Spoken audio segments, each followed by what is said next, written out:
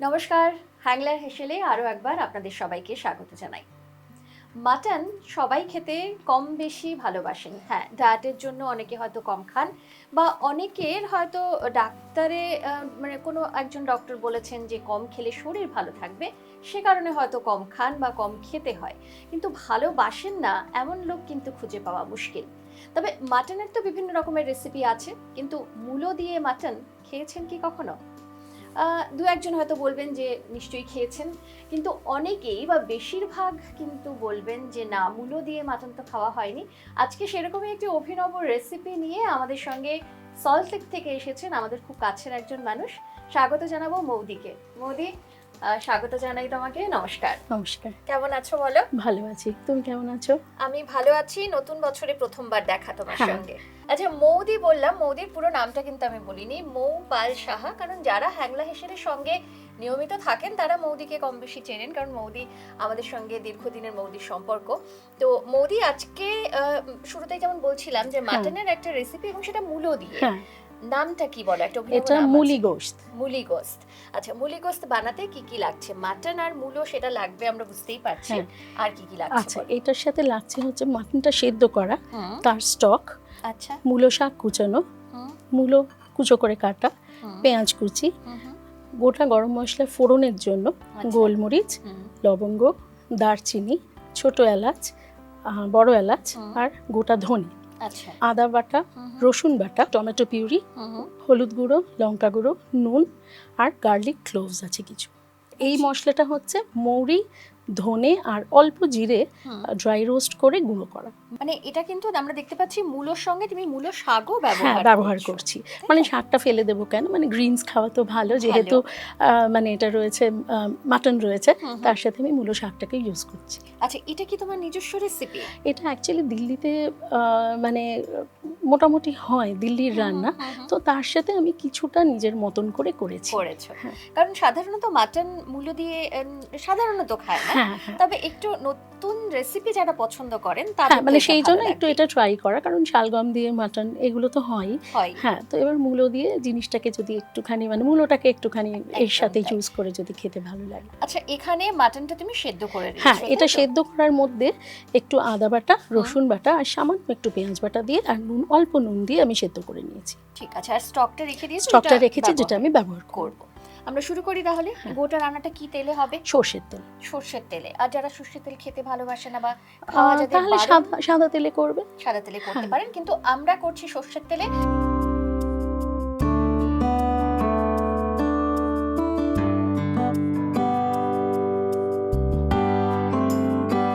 তেলটা গরম হলে প্রথমে আগে আমি রসুন কুচিগুলো ভেজে নেব। রসুন কুচি একটু আগে প্রথম ভেজে নেব। গরম হয়ে গেছে বোধহয়। গরম হয়ে গেছে, এবার আমি রসুন কুচিগুলো ভেজে নেব। এখানে গোটা 10-12টা, এটা কম বেশি করাই যায়। এটা একটু আলাদা করে জাস্ট ফ্লেভারটা যাতে ভালো আসে, এটা পরের দিকে জাস্ট মুখে গরম, মানে রসুন কুচোগুলো পড়লে মানে গোটা গোটা ভালো লাগবে। আচ্ছা, এগুলো গোটাই থাকবে? এগুলো গোটাই থাকবে। এগুলো আমি রান্নার শেষের দিকে দেবো, মানে ভাজা জিনিসগুলো পরের দিকে, যদি ওই একটু ক্রাঞ্চটা থাকলে পরে। এটা প্রথমে ভেজে, হালকা ভেজে তুলে নিচ্ছি। হালকা না, একটু গোল্ডেন ব্রাউন করবে। মানে এর মধ্যে ধরো এই ধরনের রেসিপি যেমনটা তুমি বললে দিল্লির ওইদিকে বা বিভিন্ন, মানে ভারতের বিভিন্ন জায়গাতে বিভিন্ন রকম খাওয়া দাওয়া হয়, মানে এর মধ্যে তোমার ইনপুট যে ছোট ছোট যেগুলো তুমি দিয়েছো সেগুলো কোনটা? এগুলো এইটা একটা। তারপরে এটা মানে যেটা করে, এটা পুরো কাঁচা মাংসটা দিয়ে প্রেসার কুকারে একসাথে করে কুক করে। আমি সেটাকে স্টেপ বাই স্টেপ ভেঙে সেটাকে মূলোটাকে আলাদা করে ভেজে আর মাটন স্টকটাকে রেডি করে আলাদা করে ব্যাপারগুলোকে, বা মূলো শাকটা ইউজ করলাম, হ্যাঁ, এইগুলোকে আমি একটু আলাদা করেছি। আর এই মশলাটার মধ্যে, এইটার মধ্যে এই ধনেটা, যেরকম ওরা কাঁচা ধনেটা ইউজ করে, আমি সেটাকে শুকনো খোলায় ভেজে ওটার ফ্লেভারটাকে আরেকটু এনহান্স করার জন্য আমি সেটাকে এইভাবে করেছি। আচ্ছা, এটা একটু গোল্ডেন ব্রাউন করে ভেজে নিতে হবে। এই তেলেই আমি আগে মূলোগুলোও ভেজে নেব। মূলোগুলো ভাজবে। এখানে মোটামুটি একটা মূলো একটা মূলো, এবার 500 মাংসে একটা মাঝারি সাইজের মূলো দিলেই যথেষ্ট। সেটাকে ছোট ছোট করে কুচি করে নিয়েছি। এবার কাটাটা ছোট করে কাটা যায়, বা যদি কেউ কাঁচা মাংস দিয়ে করে তাহলে পরে আরেকটু বড় টুকরো করে, যদি কেউ মনে করে যে একবারে প্রেসার কুকারে করে একেবারে বসিয়ে দেবে তাহলে আরেকটু বড় টুকরো করেও কাটতে পারে। এটা যেহেতু আমি আলাদা আলাদা করে করছি আর মাংসটা যেহেতু সেদ্ধ, সেহেতু এটাকে আমি একটু ভেজে নিচ্ছি যাতে তাড়াতাড়ি করে হয়ে যায়। একদম। এবারে মোটাকে একটুখানি ভাজবে, এটাকে আমি এটাও একটু গোল্ডেন ব্রাউন করে ভাজবো, যেহেতু এটা কিন্তু সেদ্ধ করনি। না, সেদ্ধ করিনি, এখন তো মূলোর সময়, কচি মূলো, লাল মূলো, সেই জন্য আর সেদ্ধ করিনি। আচ্ছা, এই যে এই রেসিপিটা, এটা কি তুমি মানে যখন দেখলে প্রথম তারপরে নিজে বাড়িতে একবার ট্রাই করলে? না, মানে কি বলতো, অনেক সময় হয়, মানে অনেক সময় অনেক রেসিপি দেখি, তারপরে সেটা দেখতে দেখতে মনে হয় যে ঠিক আছে এটাকে একটু নিজের মতন করে করি। হ্যাঁ, তো আবার কিছুটা মনে হয় যে আচ্ছা এই যে শালগম গোস্ত হয় বা এরকম নানা রকমের হয়, তো এগুলোকে একটু আলাদা রকম করে ট্রাই করি। ভাজা হয়ে গেছে? হ্যাঁ, মোটামুটি ভাজা হয়ে গেছে। হ্যাঁ, এবার আমি এটাকে তুলে দেবো।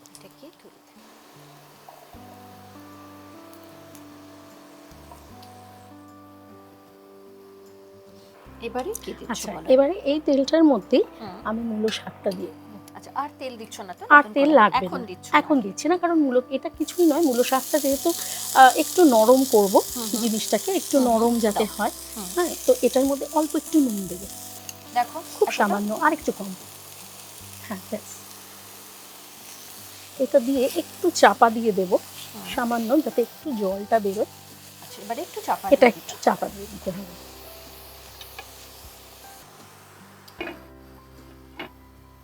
একবার একটু দেখবে। হ্যাঁ, এটা মোটামুটি হয়ে গেছে। আচ্ছা, এবারে কি দেবে বলো? হ্যাঁ, এবারে সর্ষের তেলটা। এবারে সর্ষের তেল দিচ্ছ, একটু বেশি পরিমাণে দিতে হবে, মানে এবারে মাটন তৈরিতে যতটা লাগে ততটা। আর এটা একটু তেল বেশি হলে ভালো হয়, মানে ভাত দিয়েও খাওয়া যায়, রুটি দিয়েও খাওয়া যায়, মূলোর পরোটা দিয়েও খাওয়া যায়, নর্মাল পরোটা। তো একটু তেল বেরোনো হলে পরে ভাত দেখো তুমি আর একটু দাও, আর একটু লাগে। হ্যাঁ, তবে যেমনটা শুরুতেই মোদি বলছিল যে যারা সাদা তেলে রান্না করতে চাইছেন তারা কিন্তু সাদা তেলেও রান্না করতে পারেন। মোদি দেখো। হ্যাঁ, ব্যাস, এবার ঠিক আছে। হ্যাঁ, এটা যেমন তুমি বলছিলে যে মানে ভাত, রুটি, পরোটা সব কিছুর সাথেই খাওয়া যায়। হ্যাঁ, আর যেহেতু এটা মূলো দেওয়া আছে, আমরা হয়তো মূলোর পরোটাও খাই, তো সেটার সাথেও একটা কম্বিনেশন হতে পারে। হ্যাঁ, ফোড়নের মধ্যে একটা বড় এলাচ, 3-4টে ছোট এলাচ, একটু দারচিনি, একটু লবঙ্গ, হ্যাঁ, আর একটু গোলমরিচ, হ্যাঁ, আর তার সাথে গোটা ধনে।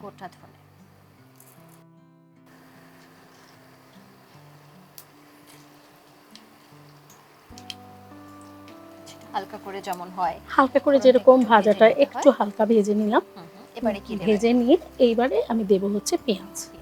পুরোটাই দিয়ে দেবো? হ্যাঁ, পুরোটাই। এখানে কতটা রয়েছে? এখানে 2টো বড় পেঁয়াজ রয়েছে 500 মাংসের জন্য।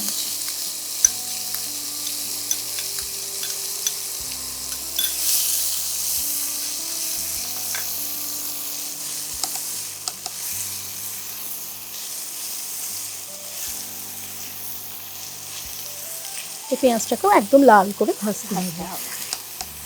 এটাই মানে মাটন করতে একটু তো সময় লাগবে, কারণ এই যে কষিয়ে রান্না করে, সেটাতে তো একটু সময় দিতে হবে।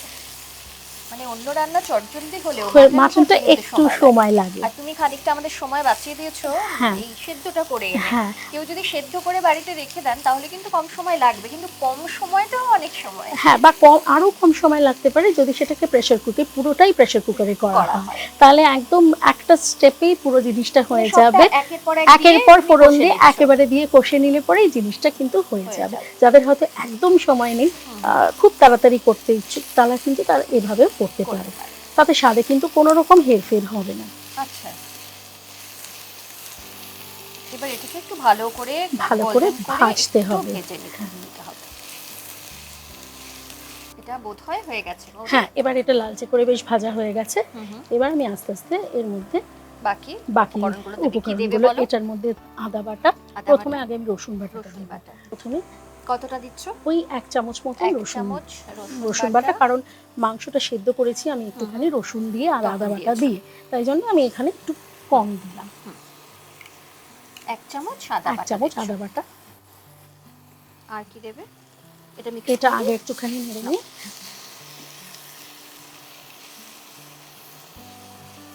হ্যাঁ, এইবারে আমি দেবো হচ্ছে টমেটো। এটা হচ্ছে নর্মাল টমেটো মিক্সিতে বাটা।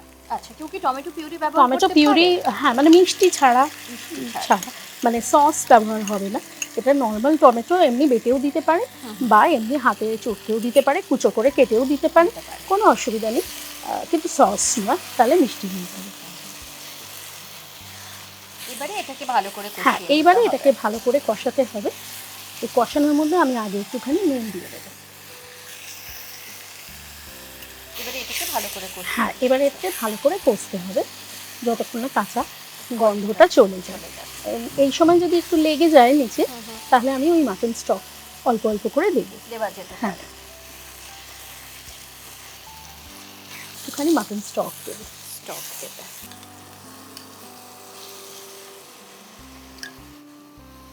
আচ্ছা, যেহেতু নিচে যদি যেন না লেগে না, যায়, হ্যাঁ, তাহলে অল্প অল্প করে একটুখানি মাটন স্টক দিয়ে এটাকে নেড়ে নিয়ে যতক্ষণ না মশলাটা পুরোটা মানে কাঁচা গন্ধটা চলে যাচ্ছে, ততক্ষণ অবধি এটা এইভাবে একটুখানি মিশিয়ে নিতে হবে। এটা একটু কি হোয়াইট একটু কালার আসবে? একটু কালার আসবে। এবার ওই হলুদ লঙ্কাগুলো দিলে পরে মানে মোটামুটি কাঁচা গন্ধটা এখন চলে গেছে, আদা রসুন কাঁচা গন্ধটা চলে গেছে। এবার আমি ওই লঙ্কা গুঁড়ো, হলুদ গুঁড়ো দিয়ে দেবো। হ্যাঁ, এগুলো তো পরিমাণ মতন। হ্যাঁ, পরিমাণ মতন। এটা একটু কমিয়ে নিচ্ছি কারণ পুড়ে যাবে।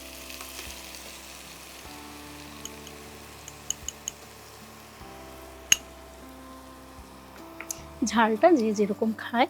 হ্যাঁ, এটা কাশ্মীরি মির্চ নয়, এটা নর্মাল লঙ্কা গুঁড়ো, তাই জন্য লঙ্কা গুঁড়ো বুঝে মোটামুটি 3/4 চামচ মতো দিচ্ছি।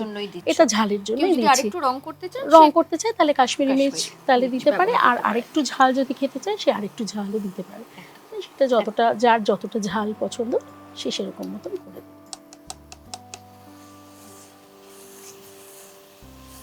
আচ্ছা, এইবারে মশলাটা মোটামুটি হয়ে গেছে। এইবারে আমি মাংসটা অ্যাড করব। মাটনটা দিয়ে দিচ্ছ।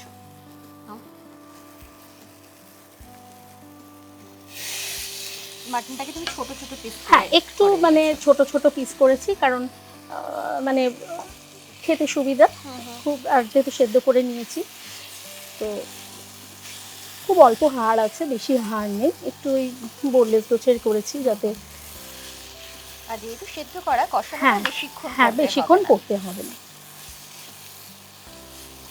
যারা তুমি যেমন বললে যারা প্রেসার কুকারে করবে শুরু থেকে দিয়ে, পদ্ধতিটা একই থাকবে কিন্তু মাংসটা কাঁচা অবস্থায়। হ্যাঁ, একদমই সেম।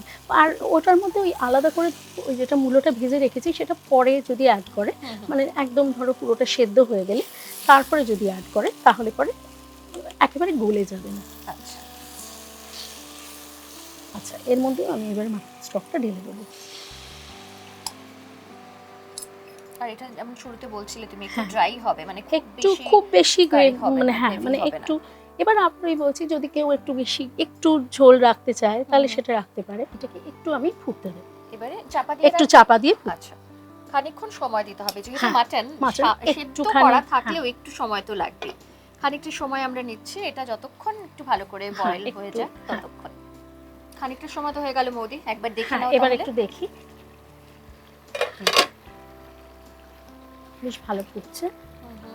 এইবারে আমি ওই মূলো ভাজা আর মূলো শাকটা এগুলো এবারে দিয়ে দেবো। হ্যাঁ,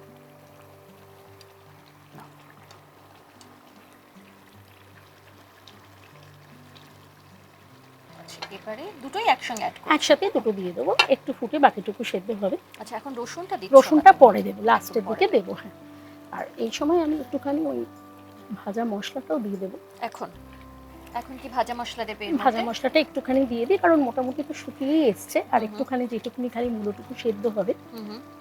যদিও ভাজা রয়েছে। হ্যাঁ, এখানে এইটা এই ভাজা মশলাটা এই মতো দিয়ে দিই। এটা 1 চামচ মতন দিচ্ছি। এটা 1 চামচ মতন দিচ্ছি, খুব বেশি লাগবে না। ভাজা মশলার মধ্যে দেওয়া আছে মৌরি, জিরে অল্প আর ধনে, তিনটে মিলিয়ে একসঙ্গে শুকনো খোলায় ভেজে সেটাকে গুঁড়িয়েছি। আর জিরের প্রপোর্শনটা মানে এটা হচ্ছে 1:1:1.5, মানে মৌরি আর ধনে 1 চামচ 1 চামচ, আর 1/2 চামচ হচ্ছে জিরে। এটা ভালো করে দেখো মেশানো হয়ে গেছে কিনা, এটা তুমি একবার এটা দেখে নাও। মেশানো হোক, এটা আরেকটুখানি ফুটুক, আর একটু সময় দিতে হবে, আরেকটু সময় দিতে হবে। বৌদি একবার দেখে নিই আমরা। হ্যাঁ, এবার মোটামুটি মনে হচ্ছে সেদ্ধ হয়ে গেছে, আর জলটাও অনেকটা টেনে গেছে। এইবার আমি রসুনের কোয়াগুলো দিই। রসুনের কোয়াগুলো দিচ্ছ।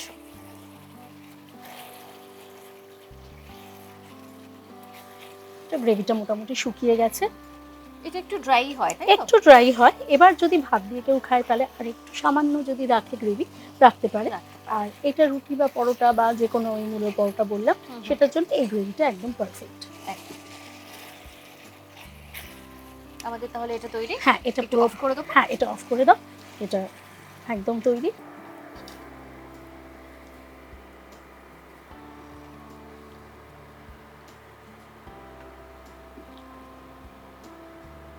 শাকটা দেওয়ার জন্য একটা শাকের একটা মানে কালারও এসছে একটু সবুজ সবুজ।